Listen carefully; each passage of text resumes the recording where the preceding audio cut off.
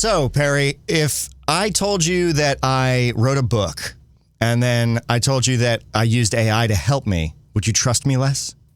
Would I trust you less? No, but maybe it's because I think about AI all the time and I know so many other people that use it. I think a common person might wonder, right? Yeah, and I think a common person might wonder. I did realize right after I asked you, I was like, well, this is a strange venue to pose that. And actually, it's addressed in this article. But this is from theconversation.com, and they actually did a peer-reviewed paper about this, which is cool. Being honest about using AI at work makes people trust you less, research finds. And the article opens with this. Whether you're using AI to write cover letters, grade papers, or draft ad campaigns, you might want to think twice about telling others. The simple act of disclosure can make people trust you less, our new peer-reviewed article found. Which I think is funny because it seems like it's advocating to just not tell people if you're using AI, which is a weird thing to say. But that's not actually what they're saying in this. They found that across 13 experiments involving more than 5,000 participants, they found a consistent pattern, which is revealing you relied on AI undermines how trustworthy you seem. They said, well, having a positive view of the technology reduced the effect slightly. It didn't erase it. Like you said, it kind of makes sense intuitively that the common person, like if someone told me they've done something and then they tell me that they used AI to do it, I think I do inherently trust that less.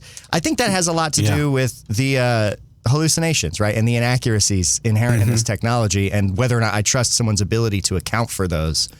I think that's it for me personally.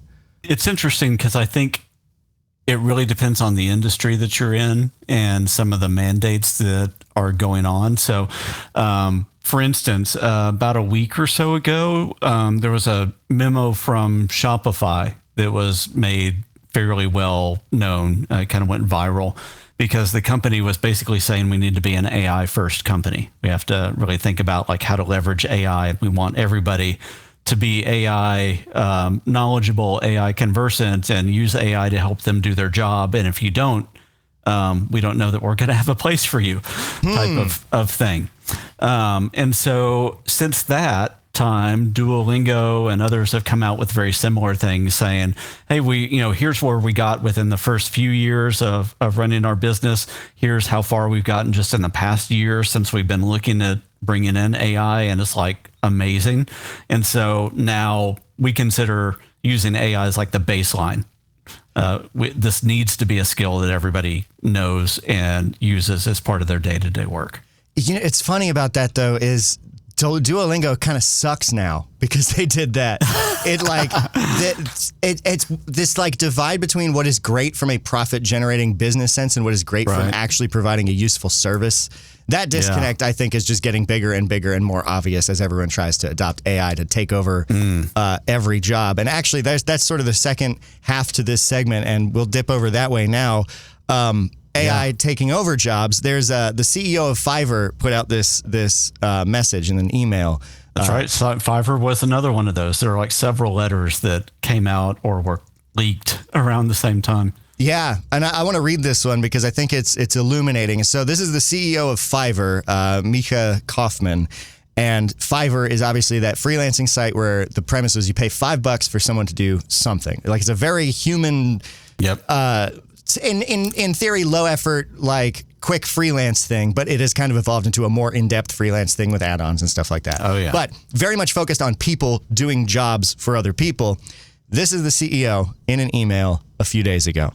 Hey team, I've always believed in radical candor and despise those who sugarcoat reality to avoid stating the unpleasant truth. The very basis for radical candor is care. You care enough about your friends and colleagues to tell them the truth because you want them to be able to understand it, grow, and succeed. So here is the unpleasant truth.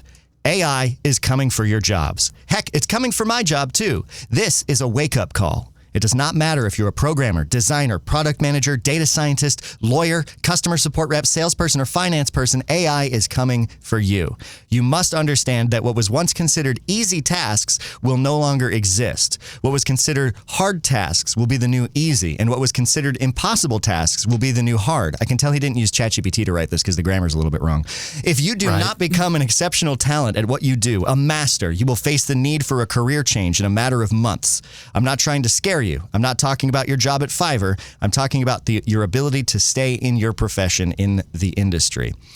this has some markers to me of the typical like out of touch CEO, but it also, I think, there's an element of truth to it. I think he's been seeing a lot go on with peer companies. And I mean, it's not necessarily that there are large layoffs coming because AI is there, but there's certainly a pause on hiring, right? It's like you have to justify why you need that other person instead of using AI to fulfill the supplemental things that you would need that person to do. And I think that current technology is pretty astounding and capable in a lot of areas. I do feel that we're severely jumping the gun on that kind of mentality, given that a lot of AI programs and services and products that are very heavily AI are kind of trash, when it comes to anything that needs scientific precision or like verifiable accuracy. But of course, things are evolving every day. And from that Fiverr CEO email, I want to jump to a related article from entrepreneur.com, just because it quotes a couple things that I want to highlight. A McKinsey report that predicts that by 2030, AI could automate 30% of U.S. work. And a Goldman Sachs report found that AI could eliminate 300 million jobs globally and automate 2/3 of work in the U.S. and Europe. I haven't dug into the reports themselves to sort of figure out what their methodology was. But as far as like business trend predictors go, McKinsey and Goldman Sachs are, I would consider, a first blush veritable source to like look at. Yeah. It's going to be interesting because there's of course truth to what's in these CEO letters, because they're seeing a wave and they're looking at like from the beginning of the ChatGPT moment a couple of years ago to now, the amount of capability that's grown in these things is like unimaginable. I don't think that 2 years ago we would have thought that we'd be near as far along as we are right now. So that if you project that 3 or 5 years out, then you could say that's just going to cause an interesting upheaval in the way that people view work and what types of jobs are easy and hard. I think we have to realize that there's truth in that. I think we also have to realize the fact that we're dealing with technology that's still like got a ton of fatal flaws in it. Yeah. And it's going to take smart, competent, diligent companies to work through those flaws as well. It's and it's not that people don't do this, but it's the hallucinations, right? Like the fact that it will be confidently incorrect. And I mean, people will too, but it's sort of different when you have the authority of a machine. And also, I think back very often to the slide from an IBM presentation in the 70s that said, a computer cannot be held responsible. Therefore, a computer must never make a management decision. And that was from back in the day. And I just, I think about that a lot as we see businesses and companies pivoting to this AI first, justify your job. Hard tasks are now the easy tasks because AI does the like low level, ground level understanding work. And I think that is a dangerous mindset. And I think a lot of people understand that. And we see that in this research about trust.